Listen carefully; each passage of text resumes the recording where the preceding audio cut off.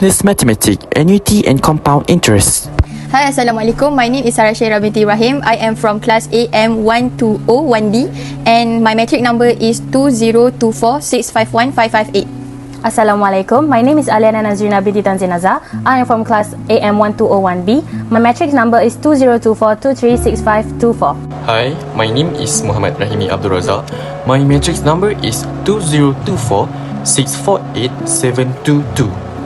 Hi everyone and Assalamualaikum. My name is Putri Mariam binti Syamidin and my student's ID is 2024249084. In this video, we're going to learn about annuity and also compound interest. We're also going to do example question for annuity and also compound interest for better understanding. Let's go! Introduction to compound interest. Compound interest is the interest earned not only on the initial principles but also on the interest that has been added to the accounts. Over time, compound interest helps your money grow faster compared to the simple interest because you earn interest on interest. It is commonly used to saving accounts, loans, and investment, and it calculates over regular time periods, like annually, quarterly, or monthly. There's two formula which are S equal to P 1 plus I in power of N. And then the second one is S equal to P 1 plus K per M in the power of N equals MT. Okay, let's move to the first questions. Mr. Courage wishes to invest his money in a fixed deposit accounts. He has two options. Option 1 is Bank A and option 2 is Bank B. In which bank would you suggest Mr. Courage invest his 20,000 ringgit for 3 years? Give your reason and show you working. For Bank A, just use compound interest formula. Is S equal to P bracket 1 plus I bracket source of power N. When you calculate this, you got the S is 22743.34, same as Bank B.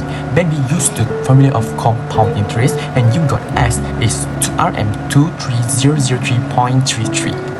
Next, for question B, if Mr. Courage invests RM11,000 in Bank B for 4.5 years, what is the amount of interest obtained when the investment period ends? First and all, you need to use the formula of compound interest, which is S equal to P bracket 1 plus I bracket source of power of N. So, when you calculate this with this compound interest formula, you got S equal to RM13568.56, and then you need to search for interest earned. Interest earned means S minus B. So RM13568.56 minus RM11,000. So the answer is RM2568.56. Okay, so let's move on to my question, which is 1C.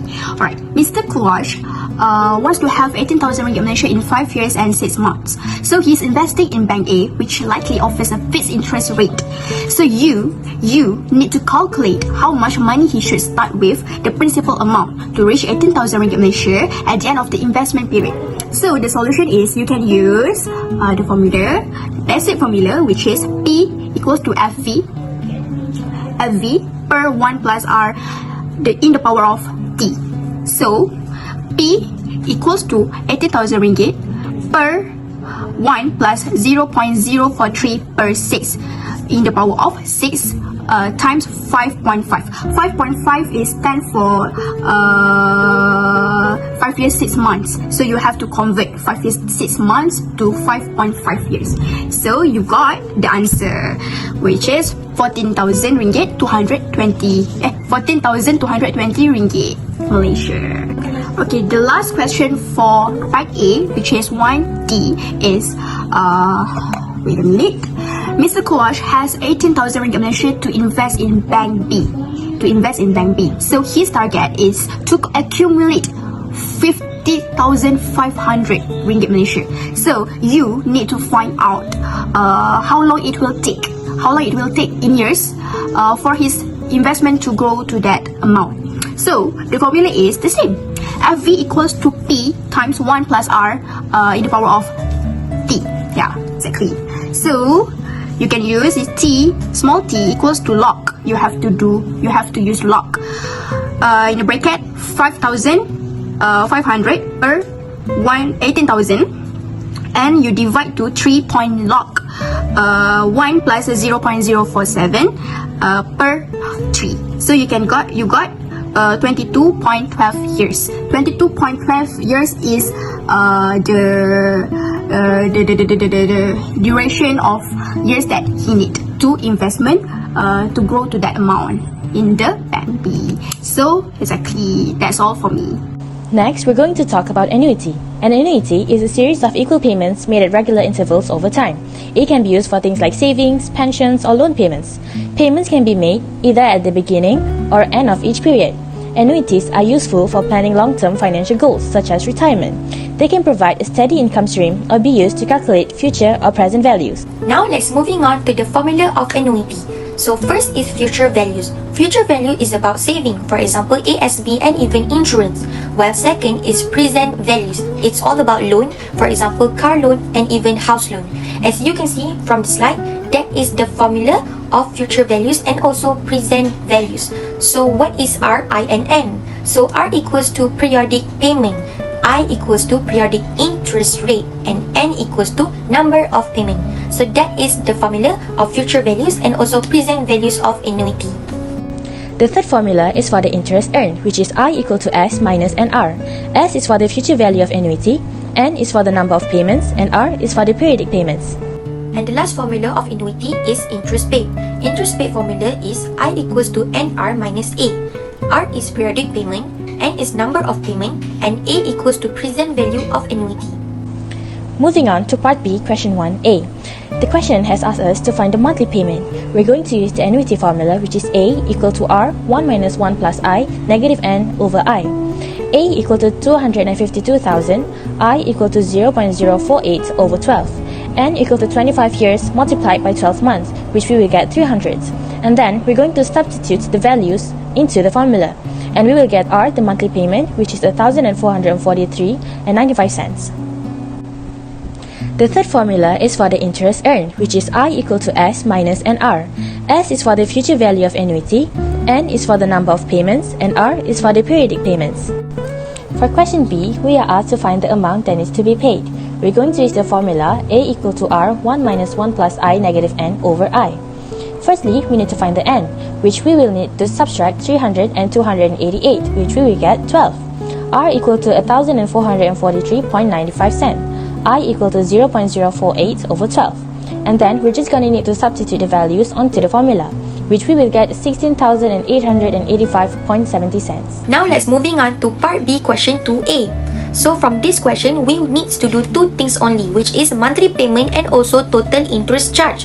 So we need to use the formula A because this question is about loan. So from this question, we know that A equals to RM 25,000. R equals to 0.06 over 12 because from this question, it already stated 6% compounded monthly. And lastly, N is 36 months because from the question, it already stated 36 monthly payment. So we need to compile all this information and put it into the formula of A, which is present values, and you will get R equals to 760 ringgit 55 cents. And then the second is total interest charge. You need to use the formula I equals to NR minus A, and then put the information which is N equals to 36, R equals to 760 ringgit 0.55 cents, and A equals to 25,000 ringgit Malaysia, and you will get the answer of I is 2379.80 cents. So you will settle this question. Now we go to part 2, question 2B, which is the last question. So from the question, we know that Hashim fails to pay the first 5 monthly payments and he wants to settle all these outstanding areas on the 6th payment. So we need to use this formula of S because we want to know the amount of money that Hashim needs to pay. So from the previous question, which is question A, we know that R equals to 760 ringgit 0.55 cent and I equals to 0.06 over 12. But the difference is N. From this question, we need to change the 36 month into 6 months because Hashim only wants to pay from the first until 6th payment only. So we need to put this information into the formula of S and you will get RM 4620.72 cents. So that is the amount of money that Hashim needs to pay on the 6th payment to settle the outstanding areas. That's all from us. Bye. Bye-bye.